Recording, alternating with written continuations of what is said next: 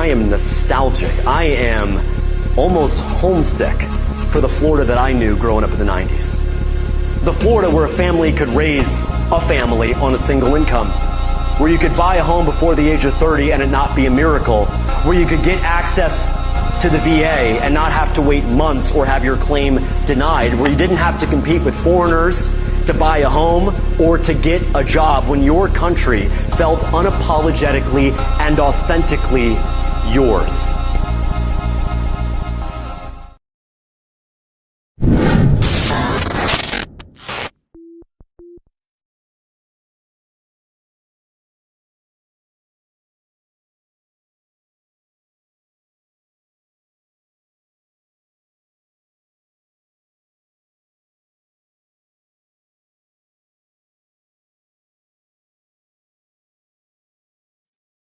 Everybody, welcome to Florida Frontier. Today we have Governor candidate of Florida running as a Republican, James W. Shaw. James W. Shaw previously ran for Agricultural Commissioner back in 2022. Would you like to introduce yourself? Nice to meet you, Charlie. Thank you to everybody in the audience for being here. So, kind of like the first question I have for you is, why did you decide to run for governor? About myself first, Charlie. Okay, first off, I don't drink, I don't smoke, I don't do any drugs. I'm not on any antidepressants. I've been married for 44 years. I have 8 children, 27 grandchildren. Two of my sons played football at Penn State. Had a son play football at Maryland. 5 daughters, school teachers, mom's at home. And the reason why I say that isn't because I have a halo wrapped around my head so tight my brains are going to burst. It's just because I believe the people need somebody with some clarity and some experience. And I believe that's what I bring to the table. Cut my teeth in management. I consider myself a manager. I was manager of a freight business. I managed 550 Teamsters, local 430 up in Harrisburg, PA. Tough guys, road drivers, dockmen, janitors, mechanics, pickup and delivery drivers, tough men. But I learned how to negotiate. I learned how to delegate. I learned how to deal with people. And from there, I owned my own trucking company, non-union, with 400 employees. It was non-union. You deal with a whole different atmosphere. After that, I just chucked freight away and said, I want to do something different. And I bought 3 Auntie Anne's franchises. I don't know if you're familiar with them, but they make the pretzels. And Okay. Ann Beeler, the founder of Auntie Anne's, taught me how to make a pretzel and lemonade. So I went from 550 Teamsters to managing 30 teenage girls. So it was exciting. And now I live in Okeechobee and I run a composting farm. I have about 20 employees and I enjoy it. And I love Florida. I love Florida, but I see where the country's heading. And Florida is a free state right now. We have DeSantis, but DeSantis isn't going to be around forever. Gone very shortly. Trump isn't going to be around. And I believe the state has to be protected. I'm not totally sold on all the hoopla about Byron for a few reasons. But with my experience coming into the game, and as you said, I'm the only candidate, 41 out of the whole mess that's run a state campaign. I bring that to the table. I've met a lot of people up and down this state, and I'd like to bring all that experience to the table. Why did you decide the governor, or why did you decide to run for governor? Excuse me. Is it? And I know you said you love your state. I imagine it has some part of it. Is there like a particular reason why you decided to run for governor?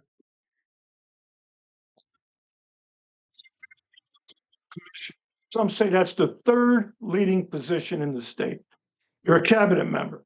Basically, if the governor's a head coach, the ag commissioner's an assistant coach. Wilton Simpson has that position locked down. The governorship opened up. There's no incumbent.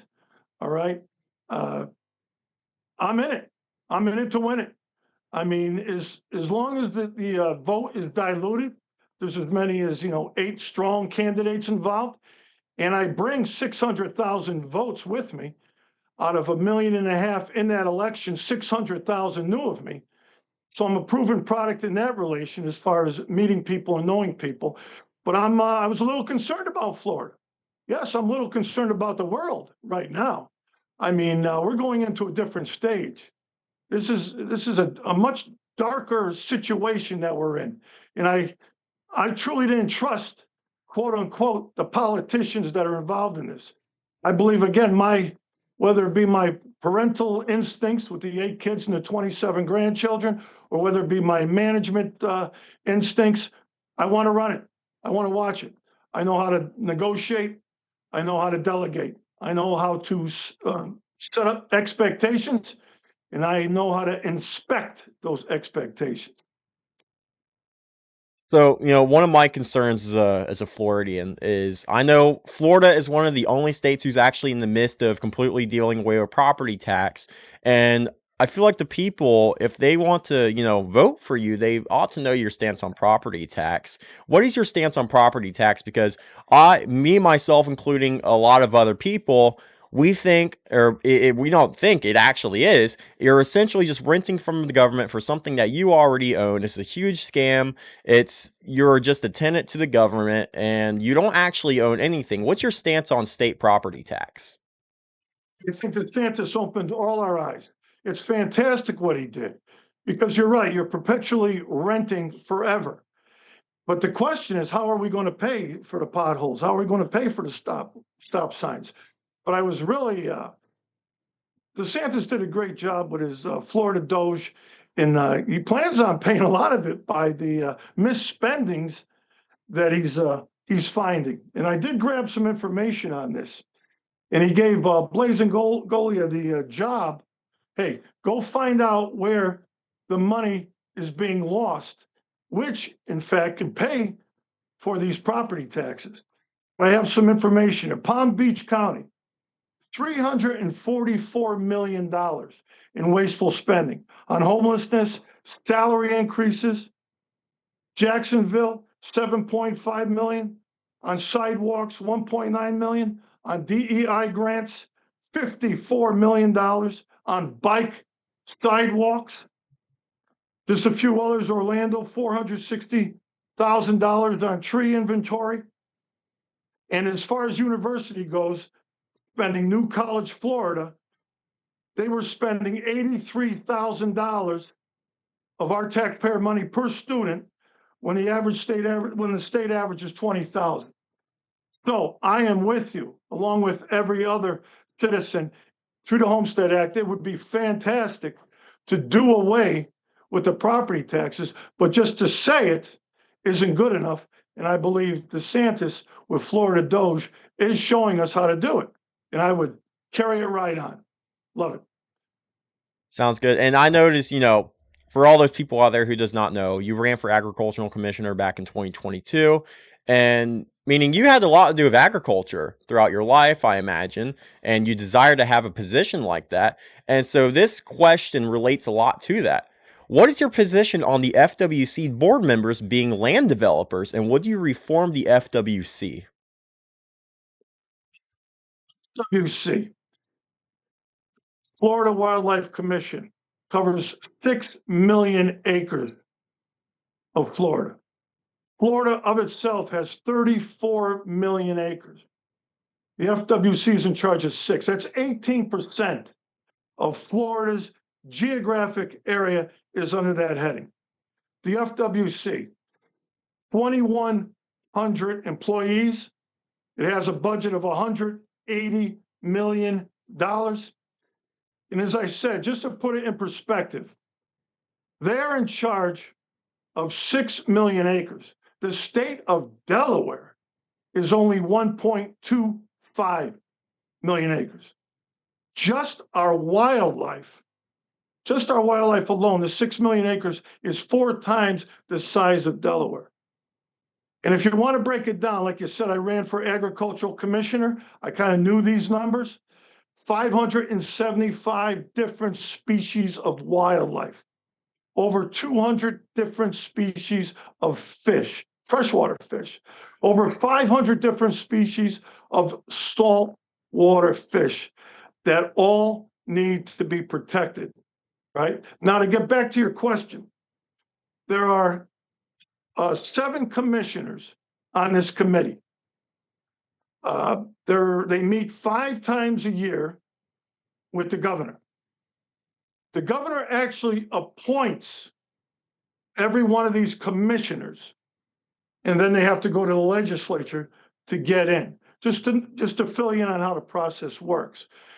But actually, I can't see, in my mind, I can't figure out wildlife versus developers. They're as far as the East is from the West. We are currently losing 45,000 acres a day, or excuse me, 45,000 acres a year to developers, 125 acres a day to these developers. And many aren't from the state. They're way out of state. They're looking for cheap land, particularly in Central Florida. All right. They come from, matter of fact, I've been at some meetings where they're from other countries, grabbing all our land. They might be hedge fund operators from Jersey coming, grabbing all our land, just because it was cheap at one time and they want to make a profit, not for the love of the people. That sounds amazing. And it's unfortunate, if you're going to be a part of the board members of FWC, FWC's job is to conserve the land rather than destroy it. I think personally, if you're going to have a job and you're going to be high up in the FWC, you have to have a love for the land. These people do not have a love for the land. So, going on to the next question.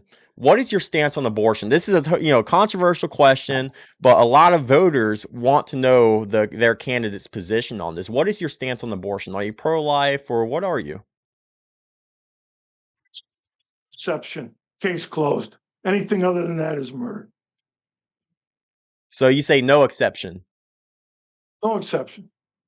That's actually really refreshing to hear myself. And people say, "Oh, well, what about 6 weeks? What about 8 weeks?" And I say, the Bible says that God created you and he knew you before you were even in your mother's womb. And I look at it as you're destroying the very creation of God. The Lord says he appointed to nations to every child before they were born on this earth. So it is a total creation of God. It is a very satanic agenda in my point of view. And I think a lot of Floridians would agree on that. This kind of leads me to my next question, relating life and the pursuit of happiness. How would you be able to make life in Florida more affordable for families out there who is living off of a single income? It's just tough.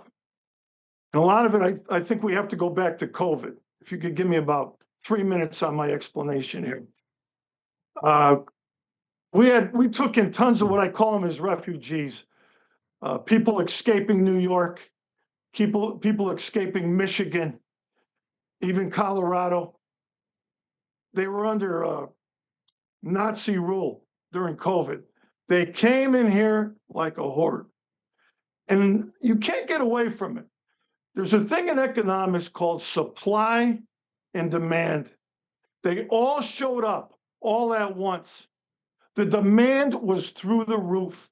The supply wasn't there. So what happens? The price escalated. Many times it doubled. Our property values doubled. Everybody was saying, "Hey, this is great. My house is worth $1 million now. My house is worth 500,000." It escalated because of the amount of people that showed up. The demand increased. There wasn't a supply. So what happens? The houses that were worth 500,000 are worth $1 million now. The houses that were worth 100,000 are worth 300,000. So then it just keeps escalating. Now the cost of insurance increases because to replace my house costs $1 million now instead of 500,000. To fix my house costs 300,000 instead of 100,000. Everything truly inflated with COVID, coupled with the fact taxes escalated. The cost of the price of my house doubled, taxes doubled, insurance doubled. It was a mess.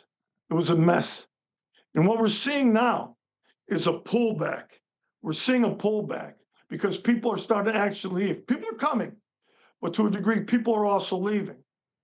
And coupled with the fact, I think we got to remember this as far as affordability goes.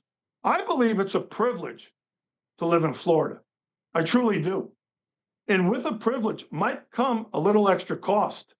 All right. I started my life 40 years ago, my marriage life, in Buffalo, New York. I went to Buffalo, New York to find work. God bless the people in Buffalo, but it wasn't the friendliest place to live. But I come to Florida, this place is like heaven. The problem is there's 8 billion people on this planet. And if they all got a taste of Florida, they'd all try to get in. So this is an issue as far as affordability is concerned. Now you grab things like what DeSantis is doing with the taxes.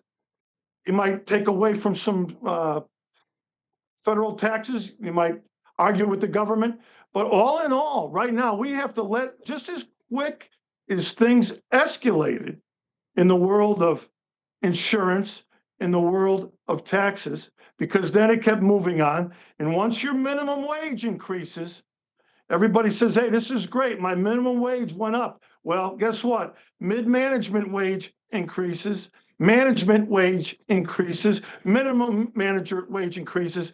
It's perpetually increasing. So these are issues. These are issues that we have to address. And a lot of them have to be taken on a personal note.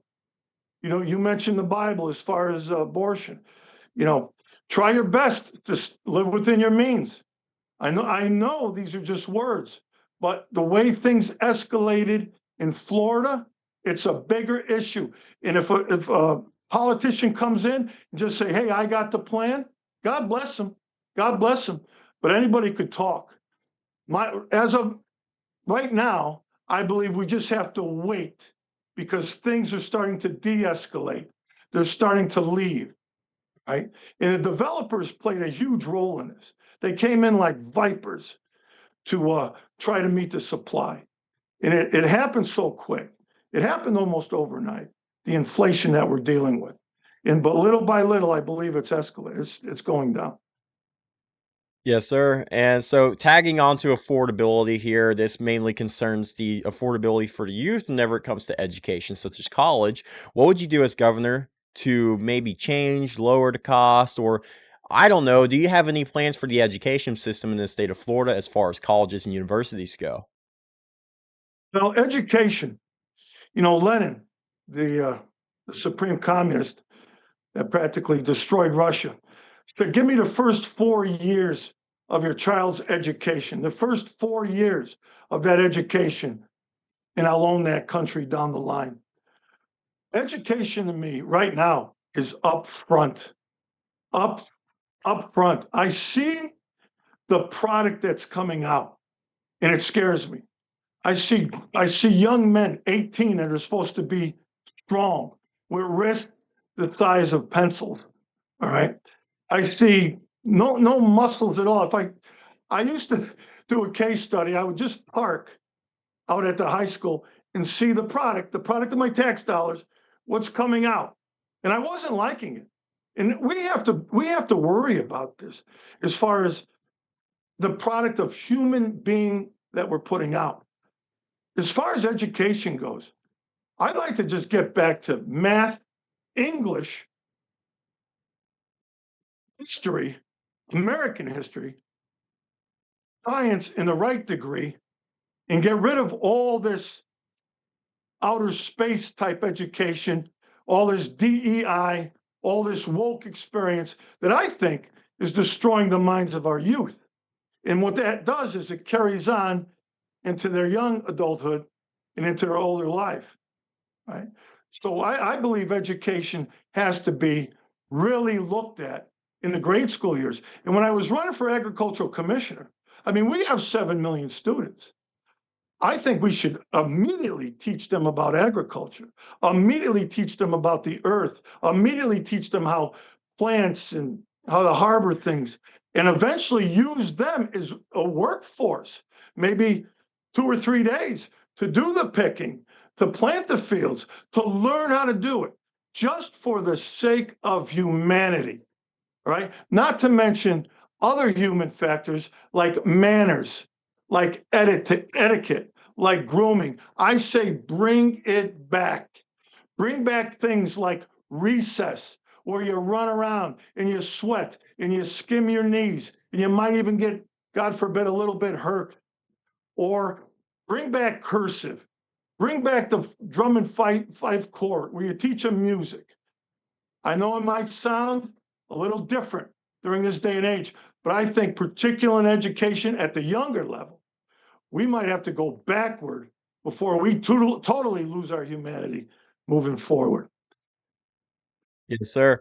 And so you got into education and stuff like that. Now this kind of has to do with education a little bit, but it's a totally separate issue as well, but it also affects education as far as exchange students and whatnot. But what is your position on immigration / illegal immigration? Do you support immigration at all? Is there limitations on it that you see? And what is your stance on the illegal immigration, including ICE? By definition, back in the 70s and 80s, you used to see the little African kids with the bellies out. You knew something was going on.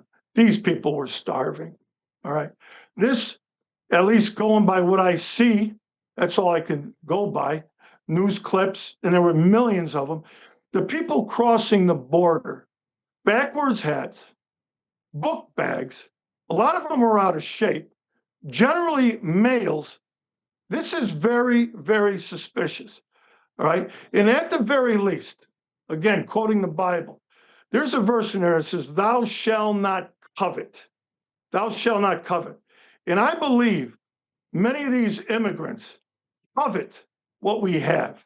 In other words, they aren't saying we want to be Americans and help you. They're saying we want what you have and we're coming to get it. That's the whole difference. That's the whole difference. I have no problem with helping people, but it was criminal what took place, I'll just say, on the Texas border. And if I was governor, that would never happen. How on earth, why didn't the governor of Texas stop what was happening? Why didn't 10 governors get together and say, if you aren't going to stop it, we're going to get our militias together and stop it ourselves? Because this is a horde coming into our country. And again, running for my other office, breaking things down through agriculture. The average human being eats 2 pounds of food a day. If 20 million people were to cross that border, that's 40 million pounds a day that has to be harvested, planted, cooked, processed, shipped, whatever it takes, just for uninvited guests to the dinner table. I believe that was criminal. I don't have the adjectives to describe what took place at our border. And like I said, I blame the governor just as much as Biden. I blame the governor. They went through his border, all right? And if I was the mayor or the mayor of any border town, if I was the governor of Florida, I would get with other governors and say, listen, it might be coming through Texas. That's where it's coming from, but it's going to affect all of us. We got to get together and stop it. Yes, sir. What could we That's my do? viewpoint. What could we do about the homeless situation in Florida? Do you have any sort of plan or anything as far as the homeless in Florida? And keep in mind, a lot of these homeless in Florida, they're not actually homeless. They're just panhandlers. They're out there to scam people out of their money. But for the actual people who are homeless, is there a way to kind of know that they are not a panhandler? Like, do you have anything to help the actual true homeless people of Florida?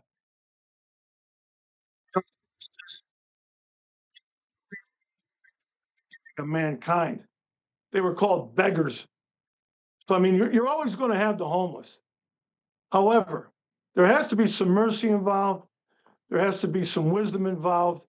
I mean, of course, you're going to have your cons, right? And we hear the stories. We'll eat for food, and then he's driving around in a Bentley the next weekend, right? We hear about the cons, but a lot of times there are guys, ladies that are down and out, and it could be anybody. You could be at the top of your game, and the next thing you know, there's a divorce.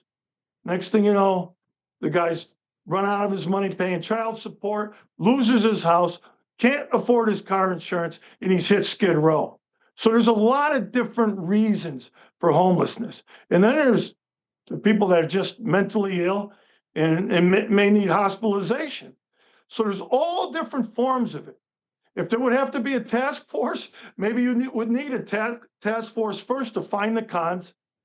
Then you would need to help out the ones that need help, whether it be a mental issue, et cetera, and then to help those in the middle that might need to just be put on their feet and found a job. But ultimately, to say we're going to totally eradicate it, as I said, it's been around from the beginning. But that being said, again, the privilege to live in Florida, this is probably a fantastic state to be homeless. It really is, which makes it a target for homelessness, which also means authorities have to deal with it. I do believe the municipality, the mayors, the councilmen, the people that live in those towns should play the majority of the role of fixing those issues. Now, if the complaints rise to the point of the state level, you intervene, you convene, you sit around a big table, figure out what you have to do. But it would be nice to confine it to the municipality on how to do it, because homelessness across the board covers a lot of different avenues. And we have to have mercy, but we can't be silly either. Yes, sir. Do you support Byron Donald's agenda to build AI database centers in Florida? I couldn't be further away from it. Now, the AI situation is probably the most dangerous situation possibly on the planet Earth. I pulled some numbers. I thought you might ask me that question. I want to give you a little data on it, on the AI Foundation called the Gerald Huff Fund. So we possibly could lose 40 million jobs by 2028. A McKinsey product predicts 37% 37% decrease in jobs. Some say as much as 50% decrease in jobs if you want to count the finance, legal, customer service, knowledgeable work categories. Gang, this is a tsunami coming at us just from the job input. This is setting us up for you're going to have nothing and be happy. This is setting us up for smart cities where we're packed in like rats. It starts with these data centers because we need jobs, people. You need the ability to work. It's healthy, it's good, it's what you were made to do. Not to mention 500,000 gallons of water and as much as sounds like fiction, but 8 million gallons of water a day, depending on the massive size of these AI centers. And Palantir will have a master base of absolutely everything we do. Can you imagine if this fell into the hands of a Stalin or a Hitler? That's what we're on the verge of, gang. And that's what scared me about Byron. That's what scared me. I have an article on him. Times. He's getting referred to as the $67 million man. Representative Byron Donalds shatters fundraising records in Florida's governor race. I'm also getting sick of just money, money, money when you talk about politicians. I view politics as politics come from policies. Policies come from beliefs, and beliefs come from faith. So your faith has to be the foundation of your politics, not how much money you raise, but showing you that some of his main lobbyists are data center influencers and people. Yes, sir. And this leads me to my last question. And I totally support what you just said. 100% true. And people need to take this kind of stuff seriously, because if they don't, then it's eventually going to infringe on their lives, and it's going to be a situation where there's no turning back if we don't do something about it now. And so my last question is, do you support Rick Scott when he welcomes New Yorkers and people from California to move into the state of Florida just because a Democratic or communist politician gets elected in their state? Thing. Again, just like the refugees from New York and Michigan, et cetera, came to Florida during that crisis. Here's a good thing. If you look up the stats, a good thing may be saying I lean towards Rick Scott, but let me explain. 8 years ago, 8.5 million people voted for governor. It was Andrew Gillum versus DeSantis, just a mere 8 years ago. DeSantis only won by 44,000 votes. That's it. Out of 8.5 million, 44,000 votes. You do the percentage. That's how tight it was. That's how tight it was. Democrats with Republicans in Florida. Why has it grown? Because the people that are coming from California now, the people that are coming from New York now, seem to be legitimate Republicans that really have gotten snake bitten with the DEI, with the woke agenda. They don't want their children under that umbrella, and they're coming here. My knee-jerk answer was, Scott, what are you talking about? We don't want anybody else in this state. However, knowing the numbers, and politics is a number game at the voting booth, knowing the numbers, how close it was 8 years ago. Can you imagine what this country or this state would have been with Andrew Gillum at the helm? And we don't have to look historically into what happened to him in the next 6 months. Look up his name and study it. But that's where I stand with Scott. Knee jerk, did not like it at all. But after research and pondering, it might not be a bad idea. Yes, sir. Well, thank you so much for letting me have you on the show. It was a pleasure, and it was a great interview. It was great talking to you. Thank you, Charlie. Thank you, audience, and God bless. Yes, sir. Love to be your mayor. ShawForGovernor.com. Yes, sir. Have a good day.